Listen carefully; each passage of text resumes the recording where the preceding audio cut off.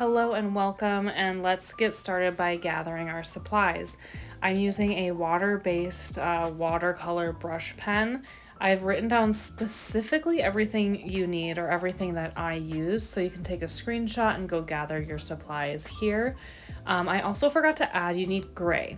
Now for the light green and dark green, you could also use the light green and dark green in the Artist Loft like variety pack that they have at Michael's.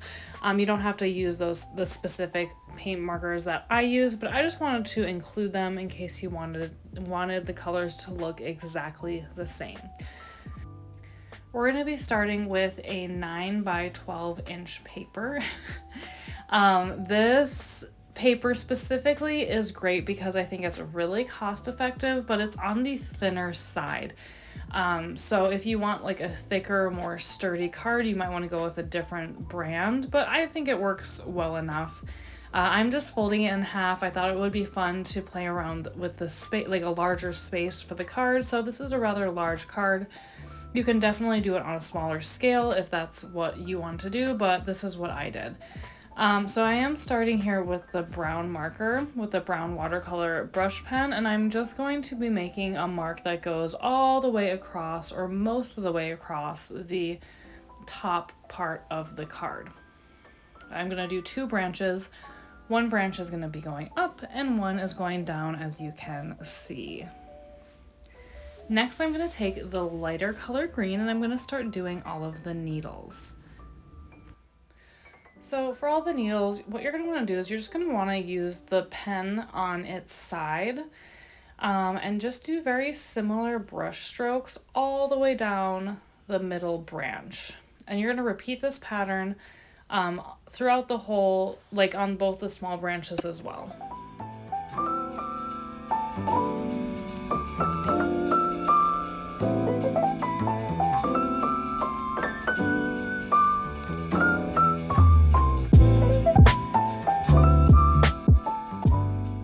Now you're going to take your darker green and you're going to do the same thing, but just like a slight variation to the direction. So like if you went more of an angle with your light green, I'm going to go like a little more straight out with the dark green.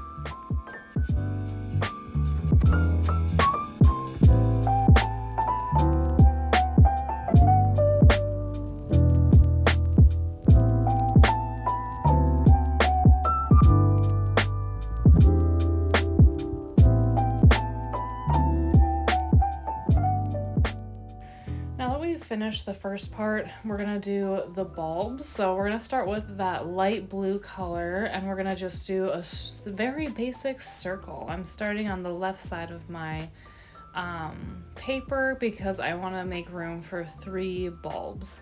I'm gonna shade in around the whole thing, and then I'm gonna use the marker and kind of go up and leave a little white space. Just so there's a variety of pigment and like there's kind of this idea of shadow and highlights. Now I'm taking the darker blue color and I'm going to go around the edges of the bulb to reinforce where the shadow areas are of this painting.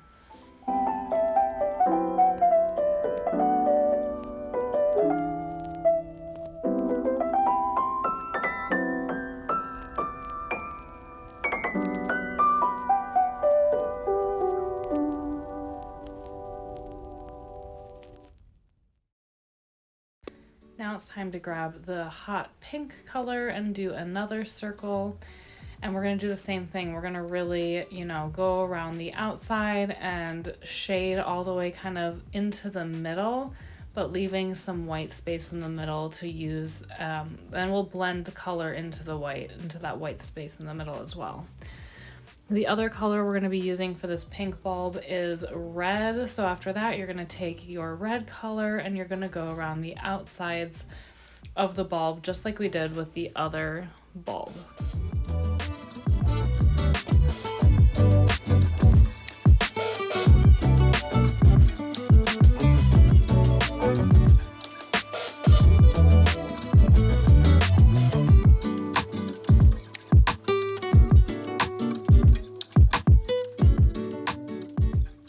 Now now it's time for yellow. So we're gonna do the same pattern. We're gonna start with yellow, and then we're gonna use a little bit of orange, and then also just a little bit of red on the very outside of the bulb as well.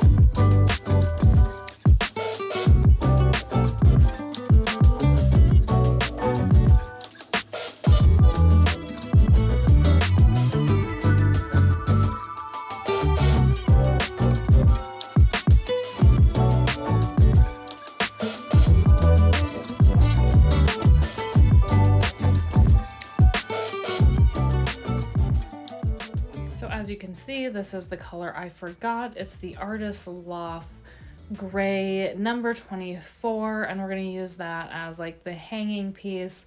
So you just need a little scribble at the top. You don't even really necessarily need to connect it to the bulb because we will use our watercolor brush to blend it all together. A lot of times these kits will come with a blending brush that you can add water into. Those are super nice and convenient. I no longer have mine, so I just use a regular watercolor brush. This one that I'm using right now is a round brush. And I believe I go further in detail, and I'll also use a flat-edged brush too to kind of accentuate the edges and points of the pine needles. So you can make this work with just one type of brush. I just decided to use two. So this one's the round, and then I'm going to go through again with a flat-edged brush just to give some crisp lines.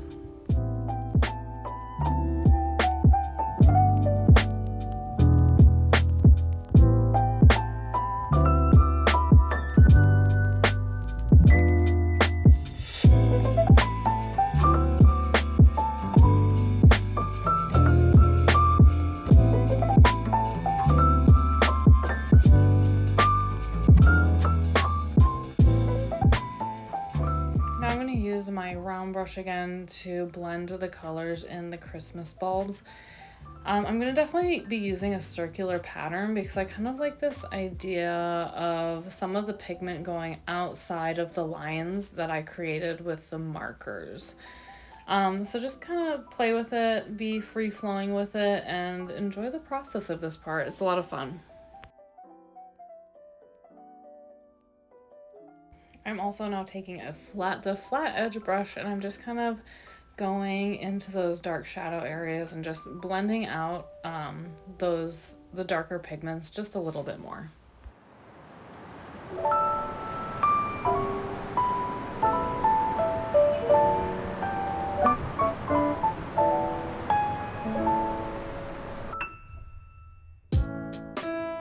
I'm using the orange, and I'm just going over the shadow areas again. You could do this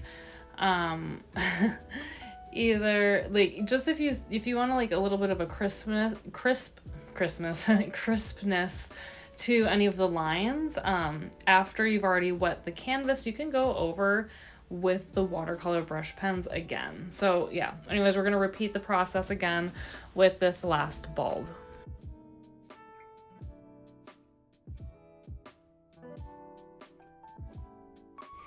I'm using the flat brush to blend out the gray. I'm just kind of bringing the gray down to the bulb a little bit. Yeah, it's pretty self-explanatory. This part's pretty easy. You don't need to do a lot of brush work in here. Once you finish with this blending portion, you're gonna let your painting dry completely 100%, and then we're gonna go add some details in with our super fine permanent marker.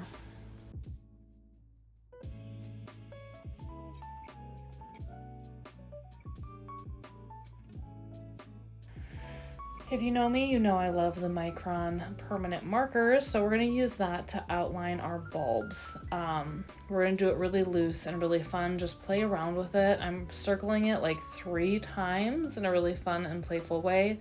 If you do not have the Micron permanent markers, you could also go ahead and use a Sharpie fine tip marker. I think that would work absolutely fine.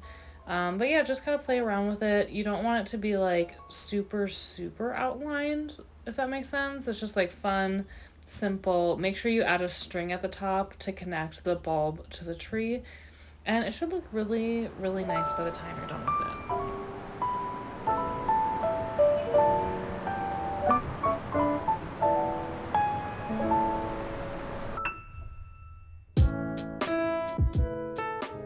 If you guys want, you could use stamps, or if you have like good penmanship, you could write Happy Holidays or Merry Christmas in any of these blank spaces and make it really decorative, or just leave it as is. But yeah, that is your card. That is everything. If it's a little bumpy, you can use some heavy books to lay over your card overnight. You just have to make sure you wet the opposite side with like a damp sponge and then let it sit overnight or for 24 hours, and it should get rid of any of those bumps or imperfections in the card.